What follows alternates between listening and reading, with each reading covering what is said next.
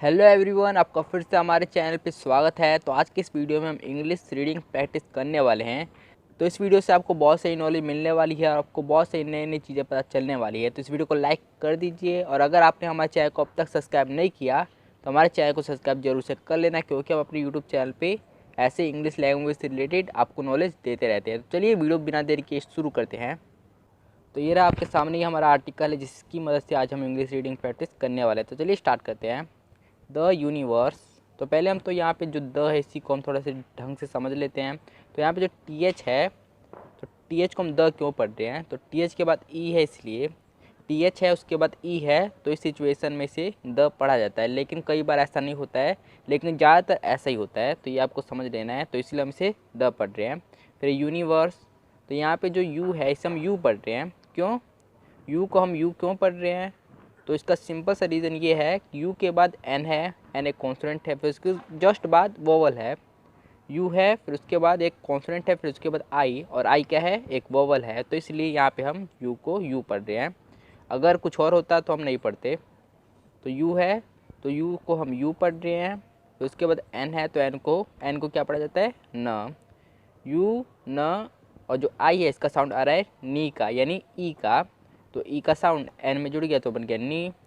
You नी, और we का व आता है, वी का व आता है, और ई आर।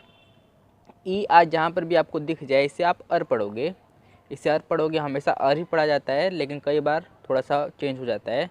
तो यू नी व वी का व और फिर अर, तो अर तो हो गया अर। यूनिवर, यूनिवर, और स, यहाँ पे एस है, इसका साउंड आ रहा है स का, तो क्या बना यूनिवर्स। यहाँ पे जो लास्ट में ई है ये साइलेंट है, क्योंकि जब भी किसी भी वर्ड के लास्ट में ई आता है तो वो साइलेंट ही होता है ज़्यादातर।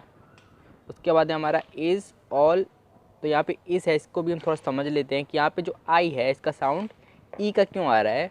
क्योंकि जब भी आपको किसी भी वर्ड में जो आई वो पहले दिख जाए तो वो उसका ज़्यादातर साउंड ई होता है, अगर पहले हो जाए। जैसे इंडिया हो गया, इज़ हो गया, इफ़ हो गया, ये सब वर्ड में आई जो है वो पहले आ जा रहा है, और इसीलिए जो आई है उसका साउंड हो जा रहा है ई का, ऑल। और मैं आपको बता दूं कि जो ऑल है इसमें जो ए है इसकी साउंड आ रही है ओ की।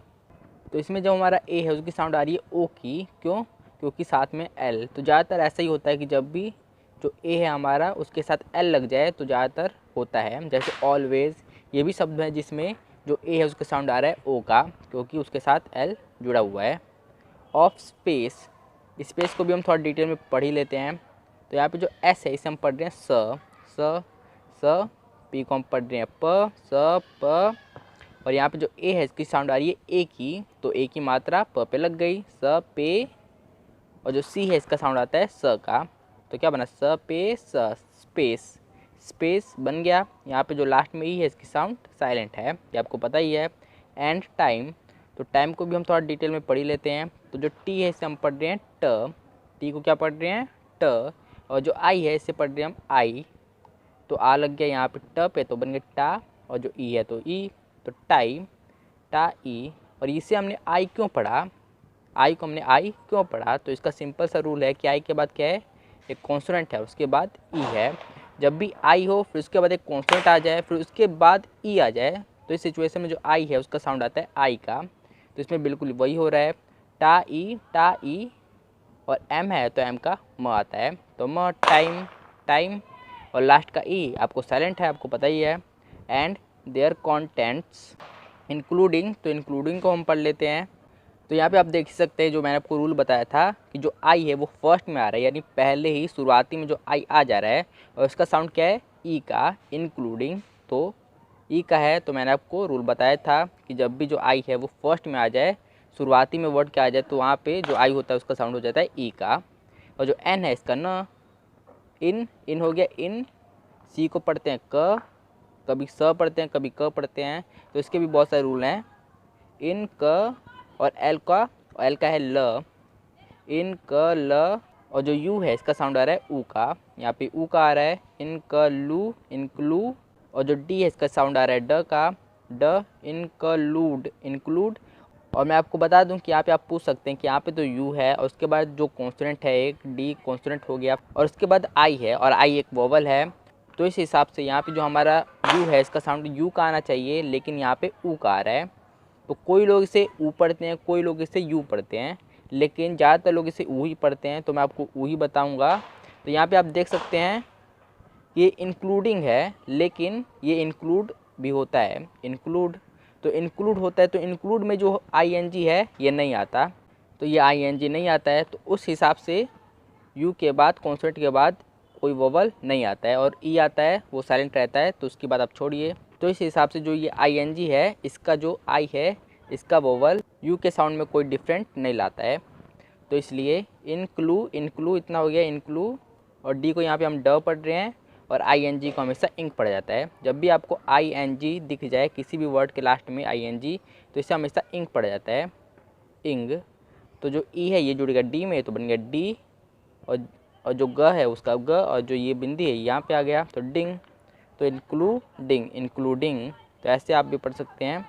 फिर है हमारा प्लैनेट्स, तो इसे भी हम पढ़ लेते हैं प्लैनेट्स को। तो पी को यहाँ पे प पढ़ा जा रहा है, पी को प ही पढ़ते हैं। फिर एल को यहाँ पे ल पढ़ते हैं, और जो ए है इसे ए की मात्रा, तो ल पे ए की मात्रा लग गई, और एन को न पढ़ते हैं, और न पे भी यहाँ पे ई है, तो ई की भी एक ही साउंड आ रहा है, ए का साउंड, तो यहाँ पे ए की मात्रा लग गया। तो प लेने, टी को यहाँ पे ट पढ़ रहे हैं, और जो एस है इसे हम यहाँ पे स पढ़ रहे हैं, तो क्या बना प्लैनेट्स। तो ऐसे आप भी पढ़ सकते हैं। स्टार्स गैलेक्सीज, तो यहाँ पे जो एस है ये भी इसके साथ जुड़ा हुआ है, तो ये आप समझ सकते हैं। तो चलिए इसे भी हम थोड़ा डिटेल में पढ़ लेते हैं गैलेक्सीज को। तो यहाँ पे जो जी है इसे हम ग पढ़ रहे हैं, ग, और जो ए है इसे हम एक ही मात्रा, तो बन गया गे, और जो ल है यानी एल है इसे हम ल पढ़ रहे हैं, और यहाँ पर भी जो ये ए है इसे हम एक ही मात्रा, तो गे ले, और यहाँ पे जो एक्स है इसे पढ़ा जाता है कस, तो कस यहाँ पे हमने लिख दिया गे ले कस। यहाँ पे जो आई है इसे हम पढ़ रहे हैं ई, तो बन गया सी, तो गैलेक्सी गैलेक्सी, और जो यहाँ पे ई और एस है इसे हम जोड़ दे तो बन गया ज, तो गैलेक्सीज। तो ऐसे आप भी पढ़ सकते हैं। तो देखिए हमने कितनी आसानी से पढ़ लिया। तो चलिए अब आगे बढ़ते हैं। And all other forms of matter, तो यहाँ पे हम मैटर है तो इसे हम पढ़ लेते हैं मैटर को। तो यहाँ पे जो एम है उसे हम म पढ़ते हैं, जो ए है इसे ए की मात्रा, तो मैं, और जो टी है यहाँ पे देखेंगे आप डबल टी है, तो क्या इसे हम ट पढ़ेंगे, डबल ट। तो इसका आंसर है कि इसे हम डबल टी नहीं, इसे हम सिर्फ एक टी पढ़ेंगे। जब भी आपको जैसे एप्पल है तो एप्पल में क्या है कि A double P L E है, तो यहाँ पे जो डबल पी है इसे हम एप्पल नहीं इसे हम एप्पल पढ़ेंगे। सिर्फ एक बार प आएगा एप्पल। तो यहाँ पर भी आप जो डबल टी है इसमें सिर्फ एक टी की साउंड आएगी और दूसरा टी साइलेंट रहेगा। तो यहाँ पर भी दो टी की साउंड नहीं आएगी, सिर्फ एक ही टी की साउंड आएगी और दूसरा टी साइलेंट रहेगा। तो मैं ट, एक टी की आवाज़ आ रही है, और फिर ई और आर को अर पढ़ा जाता है। जब भी ई और आर एक साथ हों तो ज़्यादातर इसे अर पढ़ा जाता है, तो और यहाँ पे हमने लिख दिया। तो मैटर देखिए कितनी आसानी से हमने पढ़ लिया। And energy the big bang theory is the prevailing, तो इसे भी हम पढ़ लेते हैं, थोड़ा बड़ा शब्द है। तो पी को यहाँ पे हम प पढ़ रहे हैं, जो आर है इसे हम र पढ़ रहे हैं, और जो ई है इसे हम एक ही मात्रा, तो प्रे, और यहाँ पे जो वी है इसे हम व पढ़ रहे हैं, और जो यहाँ पे ए और आई है इसे हम एक ही मात्रा। तो जब भी आपको ए और आई भी एक साथ दिखे तो इसे आप क्या पढ़ोगे, इसे भी आप एक ही मात्रा पढ़ोगे, प्रिवे, और यहाँ पे जो एल है इसे हम ल पढ़ रहे हैं, एल को ल पढ़ते हैं, और जो आई एन जी इसे आपको पता ही है इंक पढ़ा जाता है, तो इंक हमने साफ साफ जोड़ दिया। तो वे, और जो यहाँ पे ई है ये बन गया एल में चल गया तो बन गया ली, प्रिवेलिंग। तो ऐसे आप भी पढ़ सकते हैं। देखिए कितना लंबे शब्द को हमने कितनी आसानी से पढ़ लिया। तो ऐसे आप भी तोड़ के पढ़ोगे तो आप आसानी से बड़े शब्द को भी पढ़ सकते हो। तो कॉस्मोलॉजिकल, तो इसे भी हम पढ़ लेते हैं। देखिए कितना बड़ा शब्द है। तो यहाँ पे जो सी है इसे हम क पढ़ रहे हैं, और जो ओ है इसे ओ की मात्रा।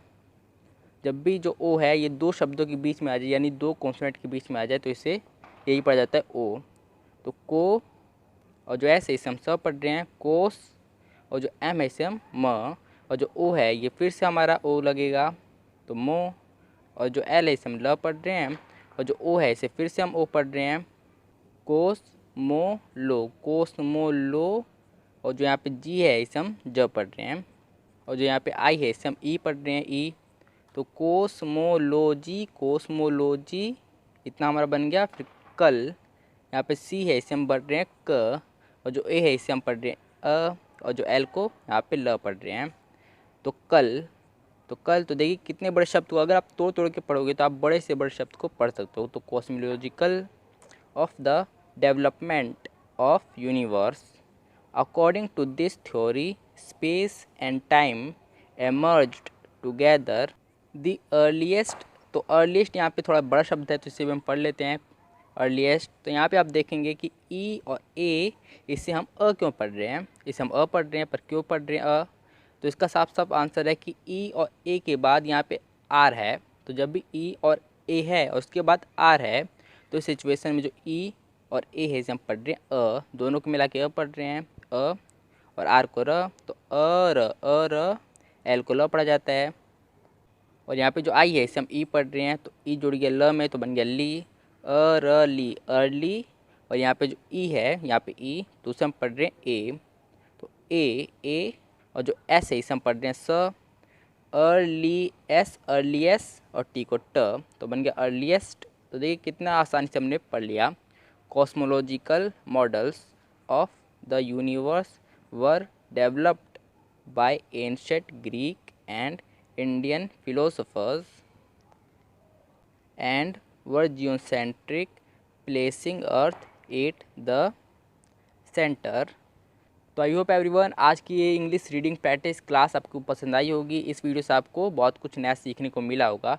अगर इस वीडियो से आपकी हेल्प हुई है तो इस वीडियो को लाइक कर दीजिए और हमारे चैनल को सब्सक्राइब कर दीजिए। अगर आपको ऐसे इंग्लिश लैंग्वेज सीखना है तो हमारे चैनल को जरूर से सब्सक्राइब कर देना। तो हमारी इस वीडियो को पूरी देखने के लिए धन्यवाद।